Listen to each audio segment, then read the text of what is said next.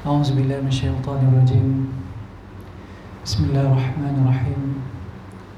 السلام عليكم ورحمة الله وبركاته.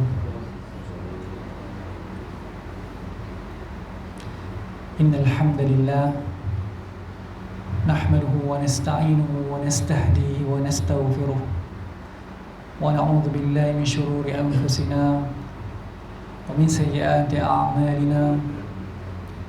من يهده الله فلا مضل له ومن يضلل فلا هادي له وأشهد أن لا إله إلا الله وحده لا شريك له وأشهد أن محمدا عبده ورسوله. يا أيها الذين آمنوا اتقوا الله وقولوا قولا سديدا يصلح لكم أعمالكم ويغفر لكم ذنوبكم ومن يطع الله ورسوله فقد فاز فوزا عظيما. نعوذ بكلمات الله التامات من شر ما خلق وذرأ وبرأ ومن شر ما ينزل من السماء ومن شر ما يعرج فيها ومن شر فتن الليل والنهار ومن شر كل طارق إلا طارقا يترك بخير يا رحمن. الحمد لله الذي بنعمته تتم الصالحات. ربنا آتنا من لدنك رحمة وهيئ لنا من أمرنا رشدا. اللهم آت نفسي تقواها وزكيها وأنت خير من زكاها أنت وليها ومولاها. ربي يسر ولا تعسر وتمم بالخير. أما بعد، نويت التعلم والتعليم والتذكر والتذكير والنفع والانتفاع والإفادة والاستفادة والحث على التمسك بكتاب الله وسنة رسول الله صلى الله عليه وسلم ابتغاء وجه الله ومرضاته وثوابه وقربه سبحانه وتعالى. قال المصنف رحمه الله سبحانه وتعالى ونفعنا بعلومه وعلومكم في الدارين آمين. Telah berkata musannif pengarang bagi kitab Ta'limul Muta'allim Tariqa At-Ta'allum, iaitu Al-Imam Az-Zurnuji, Al-Imam Burhanuddin ataupun Burhanul Islam Az-Zurnuji radhiyallahu ta'ala anhu. Kata beliau, ruginya menuntut ilmu kerana mencari kedudukan, penghormatan dan kurniaan duniawi. Al-Syekh Al-Imam Al-Ajal Al-Ustadz Kibaruddin Hammam Ibn Ibrahim Ibn Ismail As-Saffari Al-Ansari telah mendeklamasikan kepada kami sebuah syair yang ditulis bagi Imam Abu Hanifah yang dirahmati oleh Allah Subhanahu wa ta'ala. Jadi tuan-tuan, katanya syair ni ditulis untuk Imam Abu Hanifah. Kata beliau, man talabal ilma lil ma'adi, siapa yang menuntut ilmu untuk akhirat, faza bi fadlim minar rasyadi, akan beroleh kemenangan dan mendapat kelebihan dan kemuliaan daripada petunjuk.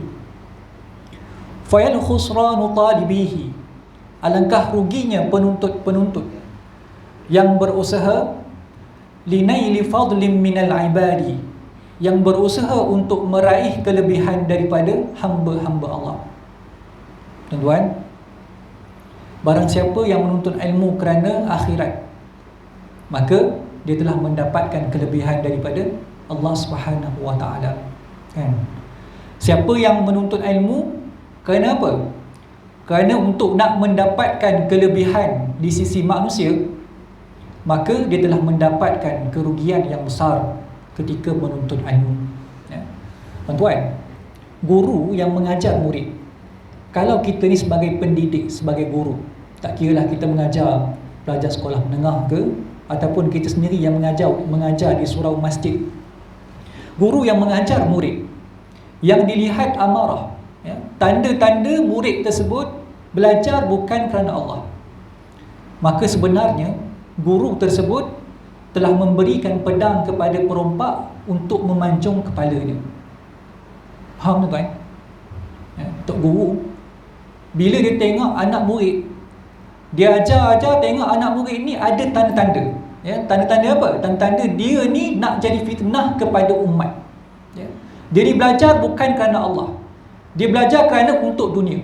Dia belajar kerana untuk nak dapatkan kedudukan, nak dapatkan pangkat dan sebagainya, mengejar kekayaan dunia, ya, mengejar populariti. Maka bila dia ajarkan lagi pada waktu tersebut, ya, melainkan kalau Tok Guru tu kata budak ni, pelajar ni ada harapan dia akan berubah. Kalau tidak, seolah-olah guru tu dia bagi pedang kepada pelajar tu untuk nak potong kepala dia. Kan? Faham tuan? Ada orang yang dia datang pada guru dia pula nak tentu Tok Guru tu nak kena buat macam-macam. Dia pula minta Tok Guru kata, Tok Guru boleh ajar kitab ni, yang boleh saya nak mengaji ni, Tok Guru. Ya. Dia pula minta Tok Guru. Tapi bila Tok Guru bagi arahan, dia komplain pula. Tak. Dia lawan pula arahan Tok Guru dia. Tak dengar pun arahan Tok Guru. Tapi macam-macam nak minta dengan Tuan Guru dia. Sebab tu tuan-tuan, kalau tuan-tuan tengok, ada seorang alim, sufi, ya, datang seorang penuntut ilmu kepada dia, ya. Datang kepada Tok Guru ni, dia kata, wahai Tuan Guru, saya datang ni nak menuntut ilmu dengan Tuan Guru, ya. Tuan Guru ni seorang alim yang sufi, ya. Maksudnya seorang yang ahli tasawuf. Boleh tak Tuan Guru ajarkan saya bagaimana untuk saya ni nak bertawaduk? Saya nak tawaduk, Tuan Guru, macam mana? Tok Guru kata, boleh, ya? Boleh. Tok Guru kata, buang baju kamu sekarang. Baju yang kamu pakai sekarang, kamu buang. Pakai baju ni. Tuan-tuan, Tok Guru bagi pakai baju apa, tuan-tuan? Baju guni, ya? Baju kain guni yang berberas tu, tuan-tuan. Baju tu, tuan-tuan, kalau pakai, ya, kalau kena hujan, busuk. Tak? Kalau tak kena hujan pun, ya, kena peluk, gatal badan. Tak? Tok Guru bagi pakai baju tu, ya, dia pun pakai baju tu. Bila dah pakai baju tu, ya, Tok Guru bagi pula mangkuk satu. Nak ambil mangkuk ni. Anak murid tanya, nak buat apa Tok Guru mangkuk ni? Kamu pergi ke pasar, minta sedekah. Dia pun kata pada Tok Guru, takkan nak kena buat macam tu. Tengok Tok Guru kata, tengok. Tadi kata datang-datang nak tawaduk lah, nak ikut arahan, nak rendah diri dan sebagainya, ya. Tapi bila waktu saya suruh bagi arahan, suruh pergi ke pasar minta sedekah, terus kamu tempelak pada waktu tu. Terus kamu kata, takkan nak kena buat macam tu Tok Guru. Maksudnya kamu tu masih tinggi diri lah. Kamu datang tadi, kalau kamu betul sungguh-sungguh nak tawaduk, nak belajar tentang tawaduk, waktu saya sebut tadi, saya suruh tadi, kamu buat terus lah. Ni tidak. Komplain lagi pada waktu tersebut, ya? Macam-macam lagi tanya. Tu tuan-tuan, ya? Sebab tu tuan-tuan, bab masalah berkenaan dengan arahan guru ni, kadang-kadang kita nampak pelik, tuan-tuan, ya? Kadang-kadang nampak pelik. Tapi tuan-tuan, ada sebahagian orang dia buat sungguh, ya? Arahan Tok Guru dia tu memang dia ikut sungguh, dia buat sungguh. Apa saja Tok Guru suruh memang dia akan buat. Ni ada satu cerita, tuan-tuan, ya? Cerita seorang penuntut ilmu di Indonesia. Penuntut ilmu di Indonesia. Sebelum dia keluar daripada pondok, tuan-tuan, Tok Guru bagi tahu kat dia, ya, kamu kalau balik nanti, kamu duduk di kampung, ya, kamu kerja seperti bapak kamu kerja. Kerja macam ayah kamu kerja, ya, buat kerja macam ayah kamu kerja. Itu pesan Tok Guru. Tapi dengan syarat, kata Tok Guru, ya, apa syarat dia? Kena bertakwa kepada Allah. Itu syarat dia, ya. Kamu kerja macam bapak kamu, tapi dengan syarat takwa kepada Allah. Yang tu saja. Dia pun ingatlah pesan Tok Guru dia, ya. Tok Guru suruh dia kerja macam ayah dia kerja.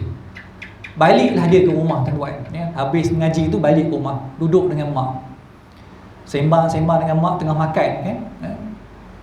Mak dia tanya, bila ni nak mengajar ni, ya? Bila nak mula duduk dengan masyarakat ni? Tengah makan. Lepas tu dia pun tanyalah mak dia, mak, saya nak tanya ni, ayah dulu kerja apa? Ya? Ayah kerja apa dulu? Sebab Tok Guru pesan pada saya, ya, suruh kerja macam ayah kerja, ya. Mak dia, tuan-tuan, mak dia senyap, tak jawab. Mak dia kata, makan dulu, habiskan makan, ya. Habis makan apa, ya, petang tu sembang lagi dengan mak dia. Tanya lagi, mak dia tanya, bila nak start mengajar umat apa semua ni, ya? Bila nak masuk masjid surau mengajar masyarakat ni? Dia kata, tak, saya nak kena kerja macam ayah kerja. Sebab apa? Sebab ni Tok Guru pesan ni, ya? Tok Guru pesan suruh saya kerja macam ayah kerja. Tuan-tuan, mak dia senyap lagi, tak jawab, ya. Dia tanya lagi, mak, ayah kerja apa dulu mak? Mak dia kata, biar betul Tok Guru suruh kamu kerja macam ayah kamu ni. Dia kata Tok Guru suruh. Tok Guru suruh. Mak dia kata apa? Kamu tahu tak ayah kamu kerja apa tu? Ayah kamu tu maling, pencuri. Ayah kamu tu pencuri dulu. Takkan Tok Guru suruh kamu kerja macam ayah kamu jadi pencuri? Dah ada Tok Guru suruh, dia kata. Dia kata Tok Guru suruh, saya kena dengar, ikut arahan Tok Guru. Tuan-tuan dah tahu kan? Dah tahu ayah dia kerja pencuri, dia pun mula belajar cara nak mencuri. Sebab ni pesan Tok Guru dia suruh jadi pencuri, tapi pencuri yang bertakwa kepada Allah. Macam mana tuan-tuan? Jadi pencuri tapi bertakwa kepada Allah. Dia pun mulalah belajar cara nak mencuri kan. Macam mana nak masuk rumah orang, macam mana nak selup poket orang, macam mana nak ambil barang dalam rumah orang, macam mana nak buka pintu besi dan sebagainya. Semua dia belajar habis. Setahun mengaji, tuan-tuan. Setahun mengaji, akhirnya dah bersedia dah untuk nak mencuri. Malam pertama tuan-tuan, dia nak mencuri, dia pergi sebuah rumah. Dia tengok rumah ni nampak macam boleh nak masuk ni. Pergi depan rumah tuan-tuan, banyak kasut budak-budak. Dia pun kata, ini ramai anak-anak kecil dalam rumah ni. Dia kata, ini kalau saya curi barang dalam rumah ni, saya bimbang esok dia orang ni nak makan apa ni. Kan kata tadi Tok Guru dia kata suruh jadi pencuri yang bertakwa. Jadi duk fikir tu kata, tak jadilah curi. Kesian ke budak-budak, tak jadi curi. Patah balik ke rumah tuan-tuan, balik semula ke rumah dia. Esok pun macam tu juga, tak jadi juga mencuri. Sebab apa? Duk fikir ke orang. Nak mencuri je fikir dulu, macam mana nak masuk rumah orang macam ni, macam mana keadaan keluarga dia apa semua, duk fikir itulah. Tapi tuan-tuan, satu hari dia kata tak boleh juga macam ni, duk fikir ke orang macam mana nak mencuri kan. Padahal Tok Guru suruh mencuri, Tok Guru suruh kerja, bukan suruh mencuri, Tok Guru suruh kerja. Dan mencuri itulah kerja dia, sebab itu kerja ayah dia kan. Dia pun satu hari dia pergilah ke sebuah rumah orang kaya. Sampai rumah orang kaya tuan-tuan, mula-mula tu dia macam nak husnuzon dah. Mula-mula tu macam nak husnuzon, tapi dia kata kena suuzon juga lah, kena ada perasaan buruk sangka. Dia pun kata orang kaya macam ni, biasa tak bayar zakat ni. Dia duk kata macam tu lah dalam hati dia kan. Dia kata orang kaya biasa tak keluar zakat. Sebab dia tak keluar zakat ni, saya boleh curi barang dalam rumah dia. Duk fikir macam tu. Dia pun masuk tuan-tuan. Boleh dia masuk, berjaya dia masuk. Sebab belajar ilmu mencuri, setahun belajar. Mengaji pondok puluh-puluh tahun. Lepas tu belajar pula ilmu mencuri. Dia masuk sampai bilik kebal tu, dia buka pintu bilik kebal. Dalam bilik tu tuan-tuan, bila dia buka, ada macam-macam lah. Ada barang, ada duit, semua kan. Dia buka pula pintu besi tu tuan-tuan. Dalam tu ada buku catatan keluar masuk duit. Buku simpanan keluar masuk duit. Yang debit, kredit apa semua tu lah. Dia pun ambil buku tu, dia tengok. Dia kata, sungguh rupanya orang kaya ni tak keluar zakat. Dia tengok satu-satu. Duk belik satu. Sampai subuh tuan-tuan. Duk tengok buku sampai subuh. Tak curi lagi tu. Duk tengok buku tu je. Tuan rumah tuan-tuan, bila bangun waktu subuh tu, dia tengok terkejut lah. Macam mana pintu bilik kebal tu buka ni? Pelik lah dia kan. Terus dia pergi masuk. Tengok-tengok tuan-tuan, ada orang dalam tu. Dia lah yang mencuri tu. Tuan rumah kata, kamu siapa ni? Masuk rumah orang ni. Nak kata pencuri, tak ada pula barang kena curi. Duk tengok, duk berdiri tengok buku keluar masuk duit tu. Nak kata pencuri, bukan macam pencuri. Tak ada barang hilang apa pun. Dia mau tanya, kamu ni siapa? Terkejut lah tuan rumah tak? Orang masuk dalam rumah dia. Masuk dalam bilik kebal tu. Pencuri tadi bila tengok tuan rumah terkejut dia. Subuh dah masuk dah. Tuan-tuan, pencuri tanya, subuh dah masuk dah. Tuan rumah tadi terkejut, fikir, macam mana pula pencuri ni tanya subuh dah masuk? Duk terkejut, dia kata, dah masuk dah subuh. Pencuri tuan-tuan, dia kata, jom kita semayang subuh dulu. Ajak semayang subuh tuan-tuan. Tuan rumah ni terkejut, terpana dia tengok, ini siapa ni? Masuk rumah orang ajak semayang subuh pula. Lepas tu pula tuan-tuan, bila nak semayang tu, ambil wuduk nak semayang apa semua, dia pula kata, tuan silakan, Sebab tuan rumah, tuan yang afdal jadi imam. Pencuri ni pula bagi tahu tuan, tuan rumah yang afdal jadi imam. Jadi tuanlah jadi imam, saya jadi makmum kat belakang. Ya. Semayang tuan, semayang sekali. Ya. Bila dah habis semayang apa semua, ya, bagi salam, zikir, doa. Lepas doa tuan, ya, duduk tu tuan rumah tanya. Saya nak tanya betul-betul, kamu ni siapa ke ni? Ya. Pencuri ni kata, saya ni pencuri, dia kata. Hebat dia kata. Pencuri boleh mengaku kata dia pencuri. Boleh semayang subuh pula tuan dengan tuan rumah. Ya? Semayang subuh pula tu. Jadi dia kata, sebenarnya tuan, semalam waktu saya masuk rumah tuan ni, saya memang nak mencuri pun. Niat saya memang nak mencuri. Tapi tuan, setelah saya tengok buku catatan keluar masuk duit tuan ni, ya, saya tengok tuan tidak bayar zakat. Ya, saya dah tengok dah, tuan tak keluar pun duit zakat. Semalam, alhamdulillah, daripada semalam waktu saya masuk tu sampai subuh, saya dah kira dah, ya, berapa zakat yang perlu tuan keluarkan. Kan dia mengaji pondok tuan, ya, berpuluh-puluh tahun mengaji pondok, mengaji bab zakat, dia dah kira siap-siap dah, berapa zakat yang perlu tuan rumah tu keluarkan. Ya, dah tengok debit, kredit apa semua, ya, dia dah kira siap-siap. Ya, dia kata ini zakat yang perlu tuan keluarkan. Semalam, daripada semalam saya duk kira. Ini tuan perlu keluarkan zakat. Tuan rumah terkejut tuan-tuan. Dia kata, aku tak pernah jumpa pencuri tolong kira zakat. Dan akhirnya apa jadi tuan? Ya? Tuan rumah ni pun dia kata, kalau bagus macam ni, saya tak pernah jumpa pencuri yang bertakwa macam ni. Boleh duk kira pula zakat untuk tuan rumah. Maka dia kata, kalau macam tu, boleh tak saya tawarkan kerja lebih baik kepada kamu? Tolong jadi pembantu saya. Kamu tolong kirakan duit keluar masuk saya. Dan bila saya perlu keluarkan zakat, ya, kamu tolong bagi tahu kat saya, nanti saya akan bayarkan zakat. Dan akhirnya apa jadi tuan-tuan? Ya, akhirnya pencuri tu dikahwin dengan anak tuan rumah tersebut.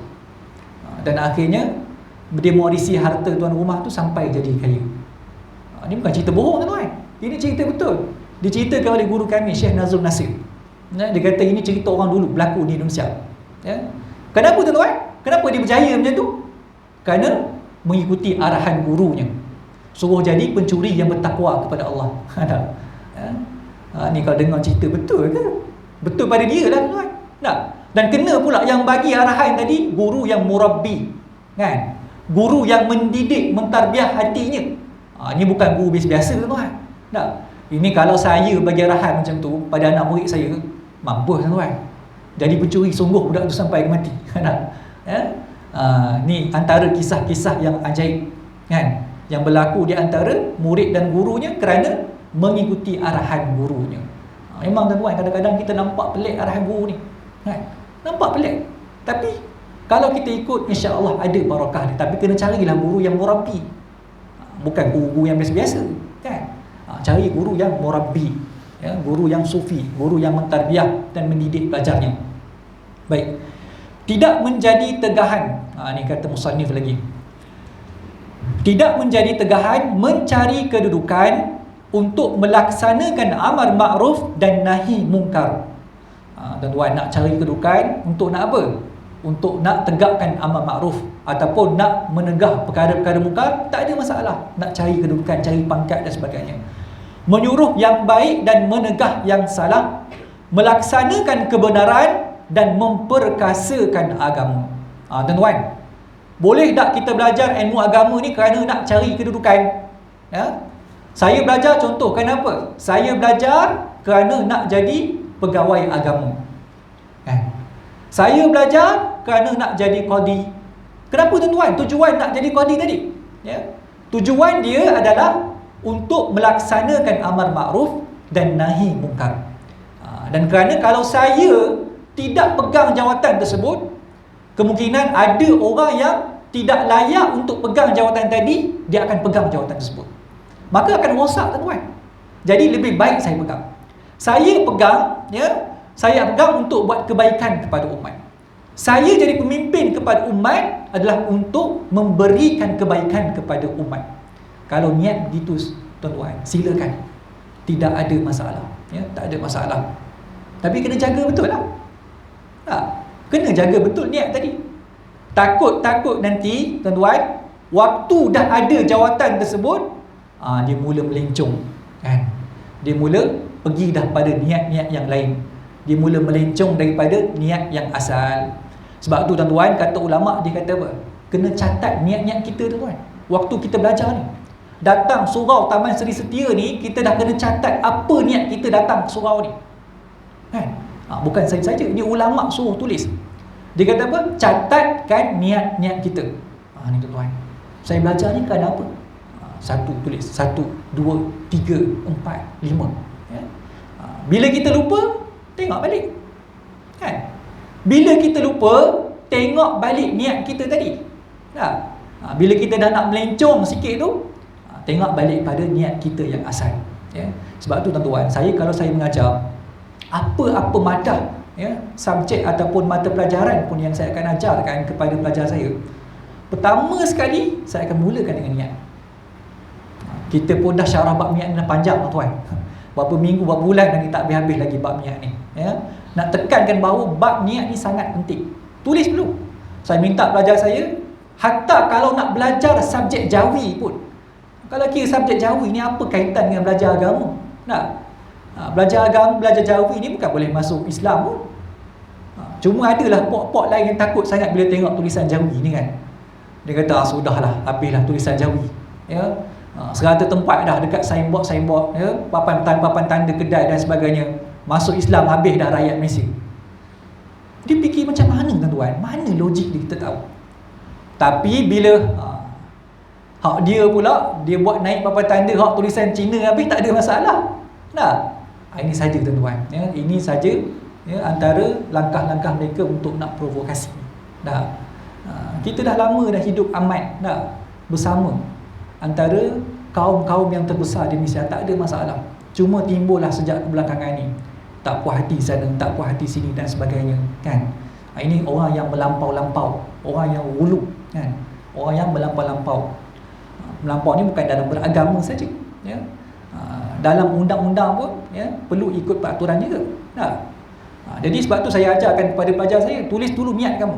Hatta kalau belajar Jawi pun, hatta kalau belajar subjek yang bukan subjek agama pun, belajar biologi, belajar fizik, belajar kimia, tulis dulu. Kalau kita sebagai guru, minta dulu tuliskan apa niat kita.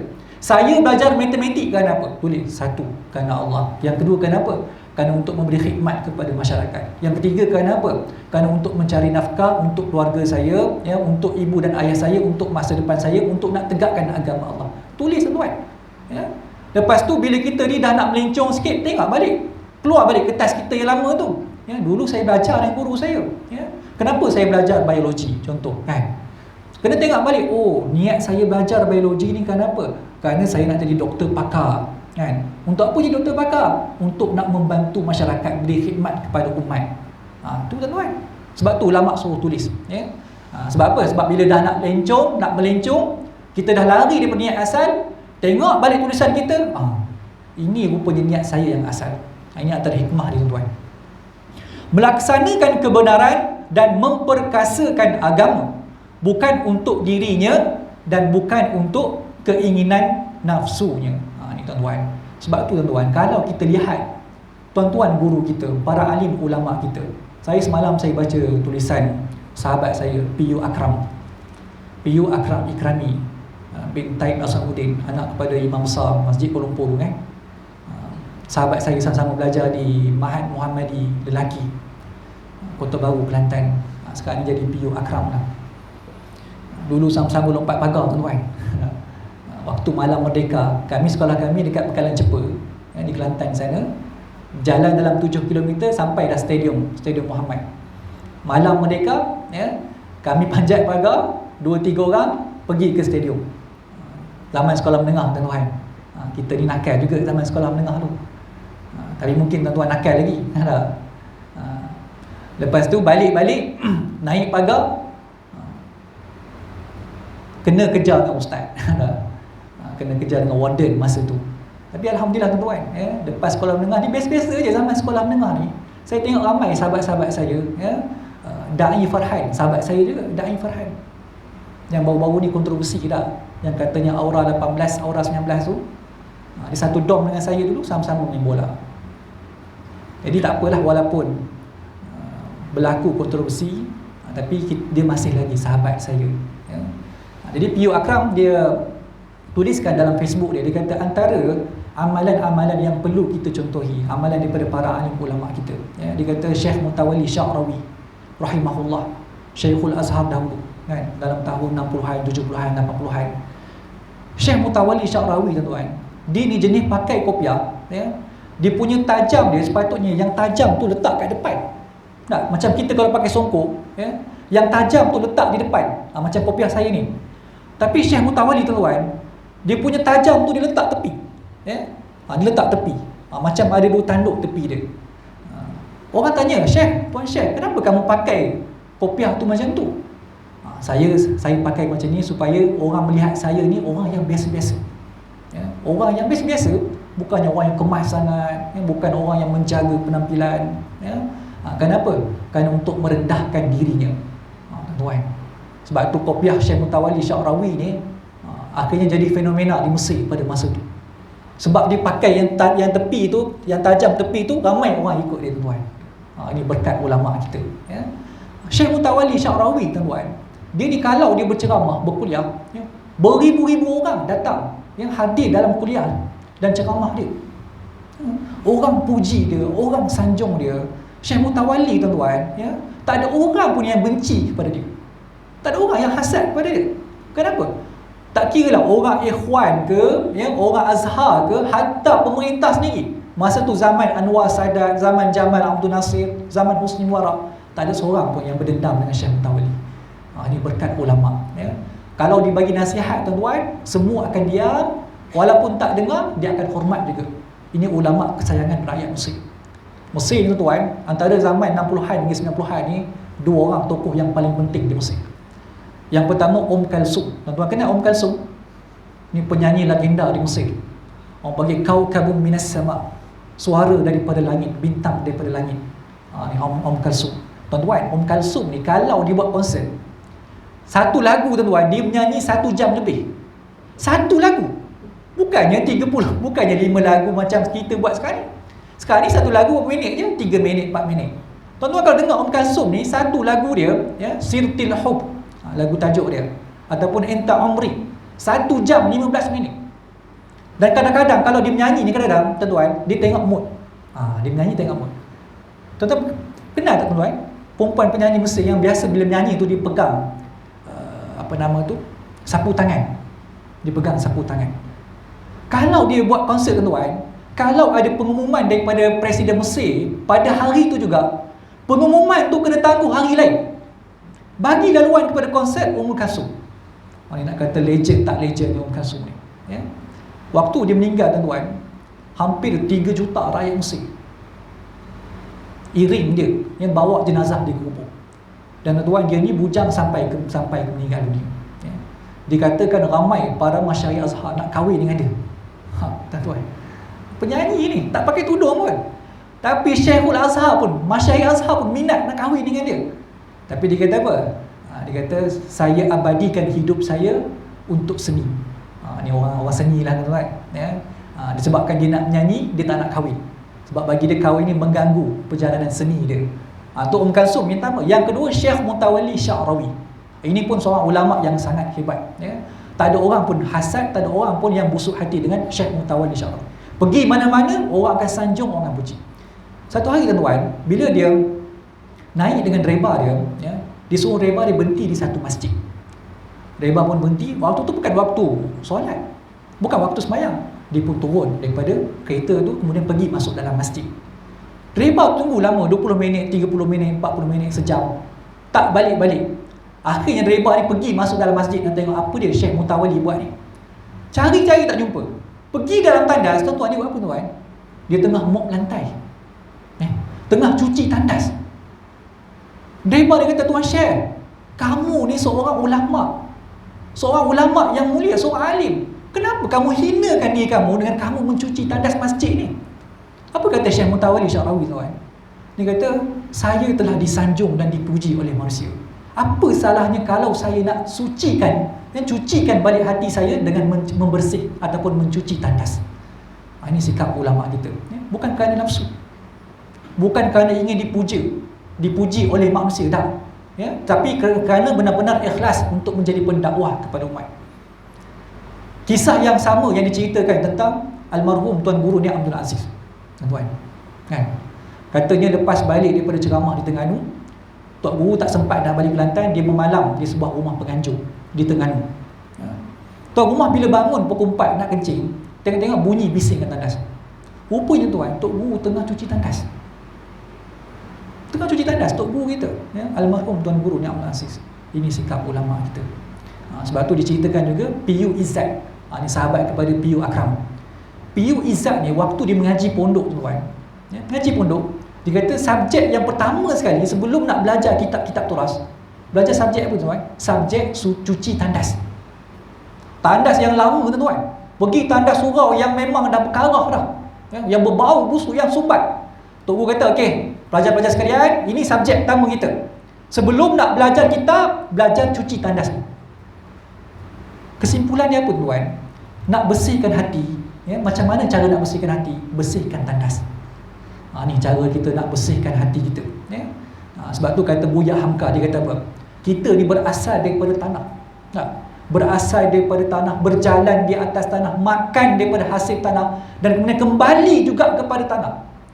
Kenapa tiba-tiba kita nak mendongak ke langit? Kenapa tiba-tiba kita nak angkat kepala kita angkuh ke langit? Ya? Sedangkan kita akan kembali kepada tanah juga satu hari nanti. Ini ulama ajar kita bagaimana untuk sikap kita nak tawaduk, ya.